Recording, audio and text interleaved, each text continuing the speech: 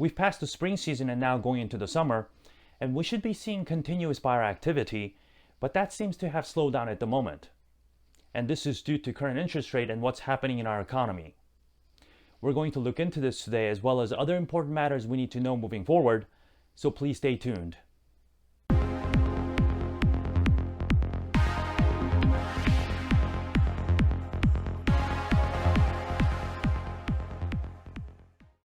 Welcome to the June 2022 Housing Market Report. So let's start off with the hottest topic in the housing market right now, which is the interest rate. If you look at this change in 30-year fixed mortgage rates going back to very end of last year, we ended 2021 with 3.11%, but that rate rose dramatically for the first several months this year. And since the third week of April, what we're seeing is the rate almost making a plateau. This is good news because this rapid rise in rates have affected affordability and purchase demand. Now, I can't say that the rates have reached a peak, but what I can tell you is that this is not a high rate.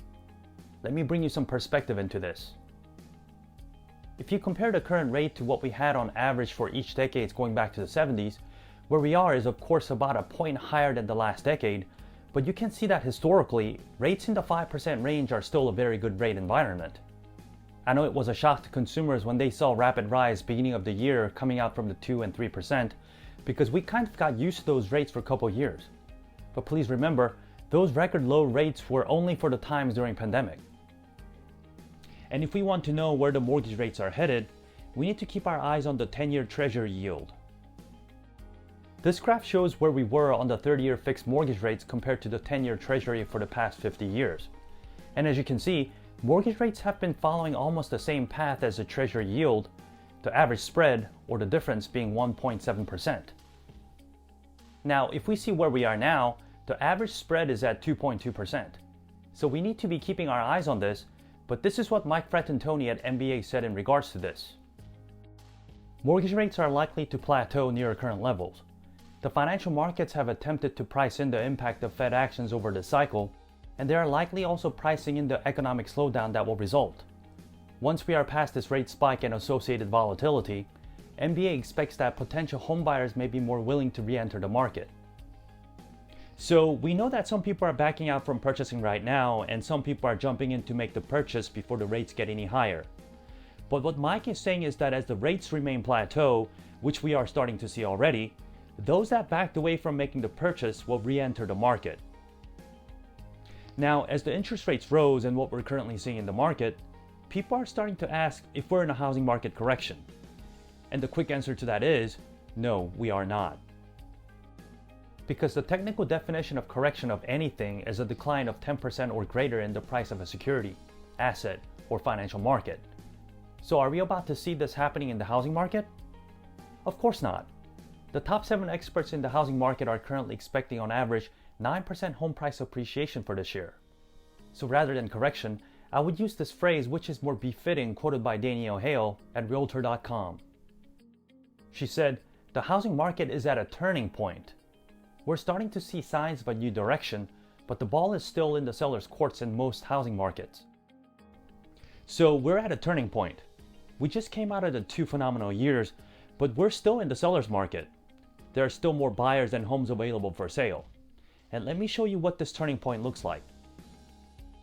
If you look at the showing time graph going back to 2019, where it's indicated in gray is pre-pandemic showings, and blue represents showings during the pandemic.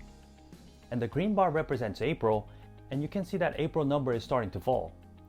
Now, this is the latest data that I was able to procure, and I have no doubt that May and June numbers have fallen even more. But the reason I show you this graph is because the numbers are headed back towards the pre-pandemic times. We had unprecedented high demand during the pandemic, but it's headed back towards a normality. And if you think that pre-pandemic numbers are low, you need to understand that from 2017 to 2019 is considered one of the best years in the housing market. If we also look at this existing home sales as of April 2022 in seasonally adjusted rate, we are at 5.6 million. And this is getting close to pre-pandemic times between 2017 to 2019. And what we see in both current homebuyer demand and existing home sales are good indicators that housing market is at a turning point. So as we're headed back towards the norm, this is what we're seeing in the market. This is the latest data from April by NAR. This indicates the average days a home is on the market before it's under contract, and this is at 17 days all across the country. The market is indeed headed towards the norm, but you need to understand that the strong buyer demand is still out there. And this map shows what that buyer demand looks like right now. On average, all across the nation, sellers are receiving 5.5 offers per homes available for sale. And if you look closely, 5 or more offers are being received on average in South Central states, Northeastern states, and Southeastern states, including our state of Georgia. Now let's look at what we should expect moving forward. A moment ago, we looked at the existing numbers of home sales, but what you see here is the total number of home sales forecast by the industry's top 4 experts. They are forecasting between 6.1 to 6.9 million for this year, and putting things into perspective, there were 6.9 million homes sold in 2021. Now, it's expected that with the interest rate environment that we're in, we're expected to see 10% less sales than last year, and this is about 700,000 less homes. Now, moving on, this is a quote by Realtor.com. Experts don't believe the market is in a bubble or crashes in the cards, like during the Great Recession. The nation is still suffering from a housing shortage that has reached crisis proportion at a time when many millennials are reaching the age when they start to consider home ownership. That's likely to keep prices high. I've been saying extensively that we're not in a bubble and the crash is not coming, but what you have to understand from this quote is that millennials are reaching the age where they are considering home ownership. And FYI, millennial populations are second only to baby boomers just by a little, and their demand is keeping the upward pressure on prices because we still have very low inventory. And unfortunately, this inventory problem isn't going to be solved overnight. Now, another topic that's reaching fever pitch right now is, are we headed into a recession? Fed has raised Fed fund rate intended to slow the economy, but if not done precisely, that could potentially put us into a recession. And we need to continue to look at that, but what I want to bring up is, how would recession affect the housing market? The technical definition of recession defined by NBER is a significant decline in economic activity spread across the economy, lasting more than a few months, normally visible in real GDP, real income, employment, industrial production, and wholesale retail sales. Now, in the real estate industry's definition of recession is having negative GDP for 2 consecutive quarters, but every time people hear the word recession, they automatically remember what happened in 2008 with the housing market crash. But what you need to really understand is that recession doesn't equal housing crisis. If you look at the last 6 recessions going back to the early 80s, 4 out of 6 times, home prices appreciated.